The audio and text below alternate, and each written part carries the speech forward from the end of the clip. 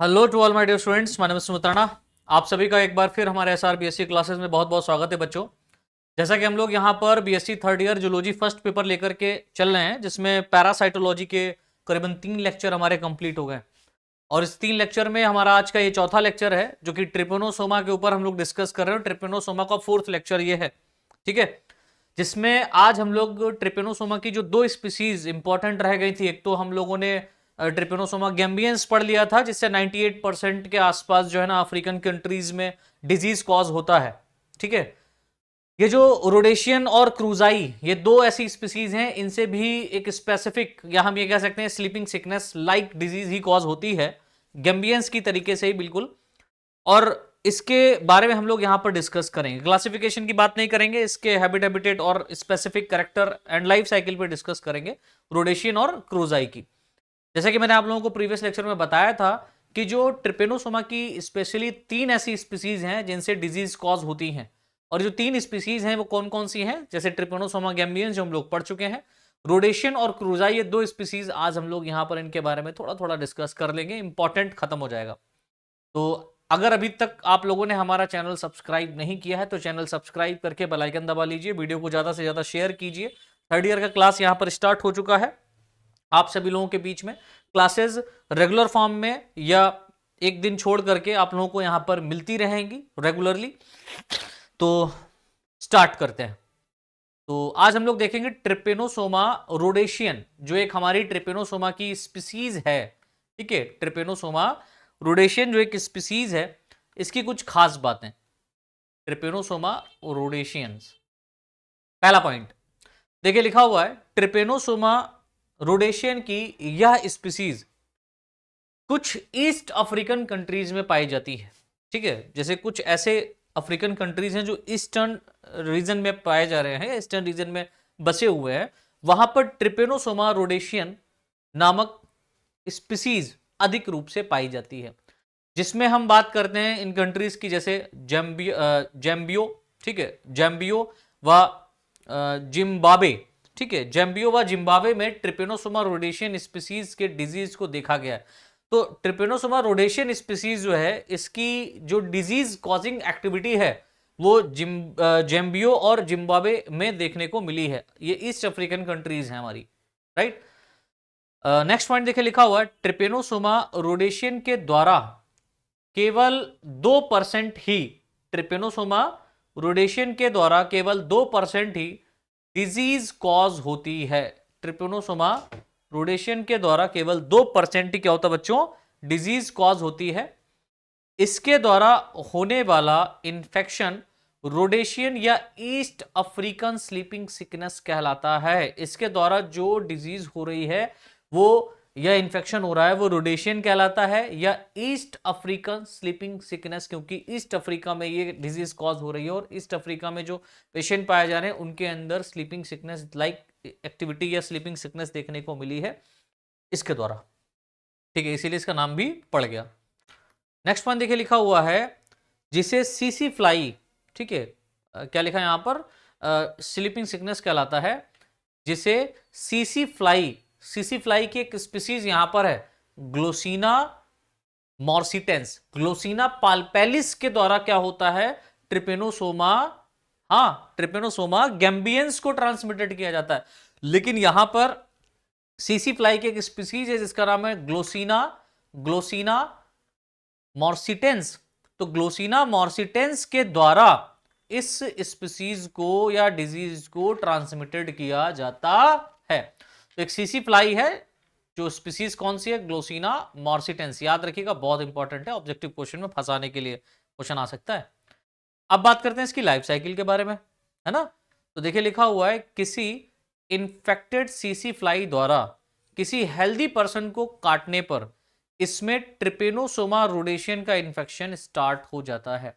अगर कोई infected CC fly, ठीक है, ग्लोसिना मॉर्सिटेंस, अगर किसी हेल्दी पर्सन को काटने चली जाए, इन्फेक्टेड सीसी फ्लाई किसी हेल्दी पर्सन को काटती है, तो ट्रिपेनोसोमा रोडेशियन का इन्फेक्शन स्टार्ट हो जाता है, बिल्कुल बिल्कुल गैम्बियंस की तरह, ठीक है, जो प्रीवियस हम लोग पढ़ चुके हैं, इसलिए ज्यादा दिक्कत नहीं होगी इसमें। इन्फेक्टेड पर्सन में यह पैरासाइट 2 हफ्तों से लेकर के 3 हफ्तों तक इसके ब्लड में पाया जाता है। इस बात को याद रखिएगा कि जो इन्फेक्टेड पर्सन है, उस इन्फेक्टेड पर्सन में ये जो पैरासाइट है ट्रिपेनोसोमा, कौन सा, ट्रिपेनोसोमा रोडेशियंस, ये करीबन करीबन 2 से लेकर के 3 हफ्तों तक इस पेशेंट के ब्लड में पाया जाता है, जिसके कारण इन्फेक्टेड पर्सन में इनिशियल सिम्टम्स दिखाई देने लगते हैं।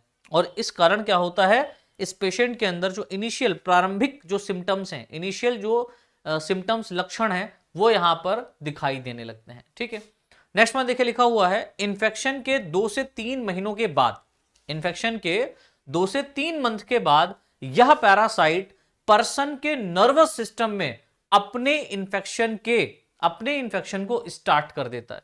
तो मैंने क्या बताया कि ये जो इस पैरासाइट है ना, ये इन्फेक्शन के 2 से 3 मंथ के बाद, 2 से 3 मंथ के बाद पैरासाइट क्या करता है, किसी पर्सन के नर्वस सिस्टम में अपने इन्फेक्शन को स्टार्ट कर देता है। मतलब लगभग 2 से 3 महीने के बाद में ये नर्वस सिस्टम को क्या करता है, डैमेज करना शुरू करता है, जिसके कारण इन्फेक्टेड पर्सन के ब्रेन्स टिश्यू में, यानी कि जो ब्रेन में टिश्यूज पाए जा रहे हैं उनमें black spot, that means special types की राउंडेड सेल्स प्रोड्यूस होने लगती हैं। इन सेल्स के कारण ब्रेन टिश्यू नष्ट होने लगते हैं, और ये जो सेल्स प्रोड्यूस हो रही हैं इनके कारण क्या होता है, ब्रेन टिश्यू डैमेज होने लगता है, तथा इन्फेक्टेड पर्सन में स्लीपिंग सिकनेस के स्पेसिफिक सिम्टम्स दिखने लगते हैं। ठीक है, 2 से 3 महीने के बाद में इनिशियल स्टेज फीवर आना, हेडेक होना, जॉइंट्स में दर्द होना, ये सब तो स्टार्ट हो ही जाता है 2 से 3 हफ्तों के बाद में। लेकिन अगर इसका ट्रीटमेंट नहीं कराया गया तो 2 से 3 मंथ के बाद में ये हमारे नर्वस सिस्टम को भी क्या कर देता है, खराब कर देता है। हम सिम्टम्स की बात करते हैं तो ट्रिपेनोसोमा रोडेशियंस के इन्फेक्शन का मेन सिम्टम इन्फेक्टेड पर्सन के लिम्फ नोड्स में स्वेलिंग आना होता है। ठीक है, नेक्स्ट पॉइंट, इन्फेक्शन के कुछ हफ्तों के बाद इन्फेक्टेड पर्सन के ब्रेन का अधिकांश भाग नष्ट होने लगता है, तथा अफेक्टेड पर्सन जल्दी ही कोमा में चला जाता है। देखिए, ये डिजीज भी बड़ी डेंजरस है, इसको कम ना समझें। ठीक है, कोरोना जो है वो बहुत जल्दी इनिशियल फॉर्म में बहुत तेजी के साथ में वो अपना प्रभाव दिखा रहा है, बट हकीकत देखा जाए तो ये स्लो पॉइजन की तरह काम कर रहा है पैरासाइट ट्रिपेनोसोमा। ठीक है, किसी पर्सन में यदि हो गया तो इनिशियल स्टेज में उसको तैयार किया जा सकता है, लेकिन जो दवाई चलाई जाती है उससे साइड इफेक्ट बहुत होते हैं, है ना। या अगर मान लो कि वो ठीक भी हो जाता है तो हो सकता है 2 से 3 महीने के बाद में अगेन ये एक्टिव हो जाए और दिक्कत हो जाती है, तो जिंदगी तबाह हो जाती है एक तरीके से देखा जाए तो। इसी को तो कहते हैं नर्क और स्वर्ग दोनों यही है। तो पर्सन जल्दी ही कोमा में चला जाता है, तथा बाद में इस इन्फेक्टेड पर्सन की क्या हो जाती है, सीधी बात, मृत्यु हो जाती, खत्म बात, खत्म करो कहानी। तो ये तो हमारी हो गई ट्रिपेनोसोमा रोडेशियन। अब हम ट्रिपेनोसोमा क्रूजाई की बात करेंगे, ये थोड़ा इंपॉर्टेंट है। ट्रिपेनोसोमा क्रूजाई, देखिए लिखा हुआ है ट्रिपेनोसोमा की इस स्पीसीज का इन्फेक्शन मुख्यतः साउथ एंड अमेरिकन कंट्रीज में पाया जाता है। तो ट्रिपेनोसोमा क्रूजाई का जो इन्फेक्शन है स्पेशली कहां मिल रहा है, साउथ अमेरिकन कंट्रीज में, साउथ अमेरिका और अमेरिकन कंट्रीज में आपको देखने को मिल रहा है। इससे होने वाले इन्फेक्शन को नॉर्मली अमेरिकन स्लीपिंग सिकनेस या चगास डिजीज कहते हैं। अमेरिकन स्लीपिंग सिकनेस या चगास डिजीज कहते हैं। क्यों? देखिए, यह इन्फेक्शन मेनली फॉर्म में चाइल्ड्स में पाया जाता है। जो बच्चे होते हैं ना, छोटे छोटे बच्चे, उनमें इन्फेक्शन ये देखा गया ट्रिपेनोसोमा क्रूजाई का। ठीक है, क्यों देखा गया? क्योंकि देखो भैया, ट्रिपेनोसोमा क्रूजाई के इन्फेक्शन को ट्रियाटोमा मैगिस्टा, ये एक बग है, ठीक है, किसिंग बग जिसको हम कहते हैं, किसिंग बग या ट्रियाटोमी बग या ट्रियाटोमा, एक बग है, एक इंसेक्ट है, ठीक है, के द्वारा ट्रांसमिटेड किया जाता है। कैसे होगा? जिससे यह इंफेक्शन इस बग के द्वारा हेल्दी चाइल्ड में फेस पर काटते समय, जब ये फ्लाई है ना, या हम ये कह सकते हैं ये बग है, जब किसी हेल्दी चाइल्ड के फेस पर ये जाकर के बैठेगी या उसको काटने का प्रयास करेगी, उसके फेस पे काटने का प्रयास करेगी, तो उस समय क्या होता है, ये फीसेस को त्याग करती है, मल को त्यागती है, ठीक है, जिसके अंदर ट्रिपेनोसोमा क्रूजाई के पैरासाइट पाए जाते हैं। ठीक है, और ये इसके द्वारा क्या होता है, ट्रांसमिटर होता है, बाइट करने के द्वारा नहीं, बल्कि फीसेस को त्यागने के द्वारा होता है। याद रखिएगा, ट्रिपेनोसोमा क्रूजाई जो ट्रांसमिटेड हो रहा है ये ट्रियाटोमा मैगिस्टा बग के द्वारा हो रहा है। ट्रियाटोमा मैगिस्टा जब बाइटिंग करता है तो उस समय ये अपने मल को भी त्यागता है। तो बाइट करता है तो उससे क्या होता है, उससे ट्रिपेनोसोमा क्रूजाई का इंफेक्शन ट्रांसमिट नहीं हो रहा, बल्कि जब ये अपने फीसेस को क्या करेगा, एक्सक्रीट करेगा उस फेस के ऊपर, उस बच्चे के फेस के ऊपर, तो उस फीसेस में क्या होते हैं, बहुत सारे ट्रिपेनोसोमा क्रूजाई के पैरासाइट पाए जाते हैं और वो बच्चे में ट्रांसमिट हो जाते हैं। ठीक है, अब हम देखेंगे इसकी लाइफ साइकिल कैसी है। देखो, ट्रिपेनोसोमा क्रूजाई का ह्यूमन में इंफेक्शन बॉडी स्किन तथा म्यूकस मेम्ब्रेन की लेयर पर होता है। बॉडी स्किन पे होगा या म्यूकस मेम्ब्रेन की लेयर, ये अंदर माउथ के ऊपर, ठीक है, जिनके द्वारा पैरासाइट की हेल्दी पर्सन की बॉडी में इंटर करता है, जिसके द्वारा पैरासाइट किसी हेल्दी पर्सन की बॉडी में क्या करता है बच्चों, इंटर करता है। नेक्स्ट पॉइंट, बॉडी में ब्लड सर्कुलेशन के द्वारा यह parasite body organ for example brain, heart, endocrine glands, kidney, liver आदि में ट्रांसमिटेड हो जाता है। आदमी क्या होता है बच्चों, ट्रांसमिटेड हो जाता है। वैसे तो मैं आप लोगों को सबको बता दूं कि ये जो उसकी पीडीएफ फाइल है आपको इसके वीडियो के साथ में ही लिंक मिल जाएगी, या डिस्क्रिप्शन में आप जब देखेंगे तो वहां पर टेलीग्राम ग्रुप बना हुआ है, तो उस टेलीग्राम ग्रुप के ऊपर लिंक के ऊपर क्लिक करोगे तो सीधे टेलीग्राम ग्रुप में आ जाओगे और वहां पर आपको ये फाइल मिल जाएगी। ठीक है, पीडीएफ फाइल मिल जाएगी। नेक्स्ट वन देखिए, लिखा हुआ है इन्फेक्शन के 4 से 5 दिनों के बाद इस पैरासाइट का मल्टीप्लिकेशन स्टार्ट होता है। जब इन्फेक्शन स्टार्ट होगा, ठीक है, जब इन्फेक्शन होगा तो 4 से 5 दिनों के बाद में ये पैरासाइट क्या करता है, मल्टीप्लिकेशन करता है, अपनी जो है ना ग्रोथ को बढ़ाता है, जिसके कारण इन्फेक्शन पर्सन में तेजी के साथ फैलता है। इसके कारण इन्फेक्शन जो होता है वो पर्सन के अंदर तेजी के साथ क्या होता है बच्चों, फैलता है। ट्रिपेनोसोमा क्रूजाई के कंटिन्यूअस मल्टीप्लिकेशन के कारण यह मुख्यतः मेनली कार्डियक मसल्स व ब्रेन टिश्यू को नष्ट करने लगता है। तो ट्रिपेनोसोमा क्रूजाई जो होता है इसके लगातार जब मल्टीप्लिकेशन होगा, लगातार जब ये अपनी संख्या को बढ़ाएगा, ठीक है, तो उसके कारण क्या होगा, जो कार्डियक मसल्स हमारी पाई जा रही है, हार्ट में जो कार्डियक मसल्स हैं और ब्रेन टिश्यूज जो हैं, ये क्या होने लगते हैं, फिनिश होने लगते हैं, डिजेनरेट होने लगते हैं, नष्ट होने लगते हैं। इन्फेक्शन के 15 से 30 दिनों के बाद, इन्फेक्शन के 15 से 3 दिनों के बाद इन्फेक्टेड पर्सन की बॉडी में बहुत सारे सिम्टम्स शो होने लगते हैं। कब से कब तक, 15 से 20 दिनों के बाद इन्फेक्टेड पर्सन में बहुत सारे सिम्टम्स दिखाई देने लगते हैं, लेकिन इन्फेक्टेड पर्सन को काफी तेजी से बुखार या हाई फीवर के अलावा और कोई स्पष्ट सिम्टम नहीं दिखाई देता। अब जाहिर सी बात है, ट्रिपेनोसोमा क्रूजाई के द्वारा बहुत तेजी से बुखार हुआ, बहुत तेजी से बुखार आया, लेकिन इस बुखार के अलावा कोई और सिम्टम दिखाई नहीं देता, तो आदमी ये कहता है कि यार हो सकता है कि फीवर, नॉर्मल बात है, आ सकता है, आ गया होगा, है ना। लेकिन राज की बात है, राज की बात क्या है कि यहां पर ट्रिपेनोसोमा क्रूजाई आया हुआ है, तो वो तो खा जाएगा ना पकड़ के इसको। तो कह रहा है कि मैं नहीं बताऊंगा, मेरे पास सिम्टम्स और भी हैं, बट मैं फीवर ही दूंगा। चलो नेक्स्ट पॉइंट, किसी इन्फेक्टेड पर्सन में ट्रिपेनोसोमा क्रूजाई के इन्फेक्शन का कंप्लीट ट्रीटमेंट ना होने पर यह पैरासाइट इन्फेक्टेड पर्सन की बॉडी में बहुत सालों तक, मेनी ईयर्स तक सर्वाइव कर सकता है, कई सालों तक ये जीवित रह सकता है। अब हम ट्रिपेनोसोमा के कंट्रोल और ट्रीटमेंट की बात करेंगे, जैसा कि गम्बियंस में हम लोगों ने देख लिया था, रोडेशियन में भी देख लिया था, लेकिन अब स्पेशली हम थोड़ा सा यहां पर देख लेते हैं। गम्बियंस में ट्रीटमेंट तो देखा था, अब जो कंट्रोल है, हम कंट्रोल कैसे कर सकते हैं, ट्रिपेनोसोमा किसी प्लेस पर ये फैले ना, है ना, तो कैसे कंट्रोल करेंगे। पहला पॉइंट देखिए, लिखा हुआ है ट्रिपेनोसोमा गैम्बियंस व रोडेशियन का इन्फेक्शन किसी हेल्दी पर्सन में सीसी फ्लाई के द्वारा ट्रांसमिट होता है।